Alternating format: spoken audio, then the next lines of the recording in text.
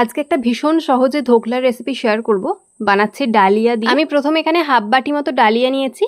তো ডালিয়াটাকে প্রথমে গুঁড়ো করে নেব মিক্সিতে। ডালিয়াটা কিন্তু পুরো শুকনো গুঁড়ো করতে হবে। তাতে দিয়ে দেব যতটা ডালিয়া তার অর্ধেক সুজি, ডালিয়ার সমপরিমাণ টক দই, নুন আর জল দিয়ে ভালো করে মাখিয়ে 5 মিনিট রেস্টে রাখবো। তারপর বেকিং সোডা আর ভিনেগার দিয়ে ভালো করে মিশিয়ে নেব। অন্যদিকে একটা স্টিলের পাত্রেতে অয়েল ব্রাশ করে রেখেছিলাম, তাতে দিয়ে দেবো মিশিয়ে রাখা ব্যাটারটা। উপর থেকে একটু লঙ্কা গুঁড়ো ছড়িয়ে দেবো, দেখতে সুন্দর হবে। এরপর ফ্লেমটাকে মিডিয়ামে রেখে এটাকে 20 থেকে 25 মিনিট ভাপিয়ে নিতে হবে। তাহলেই কিন্তু বলতে পারো ধোকলা অলমোস্ট রেডি। এরপর ওপর থেকে একটু তড়কা দেবো। তার জন্য একটা ফ্রাইং প্যানে সাদা তেল, একটু কালো সর্ষে, কয়েকটা কারি পাতা, কয়েকটা চেরা কাঁচা লঙ্কা, অল্প একটু স্বাদ অনুযায়ী নুন আর একটু চিনি দিয়ে ভালোভাবে জল দিয়ে এটাকে ফুটিয়ে নেব। ততক্ষণে কিন্তু ধোকলা একটু ঠান্ডাও হয়ে যাবে। এটাকে ডিমোল্ড করে নেব। কতটা নরম হয়েছে নিজেরাই দেখতে পাচ্ছ। ছোট ছোট করে কেটে নেব। উপর থেকে তড়কাটা দিয়ে দেবো। তারপর 10 মিনিট একটু রেস্টে রাখবো। তারপর এটাকে সার্ভ করে দেবো। খেতে কিন্তু ভীষণ নরম হয়েছিল। বানিয়ে দেখতে পারো। আজকের মতো এতটাই। টাটা।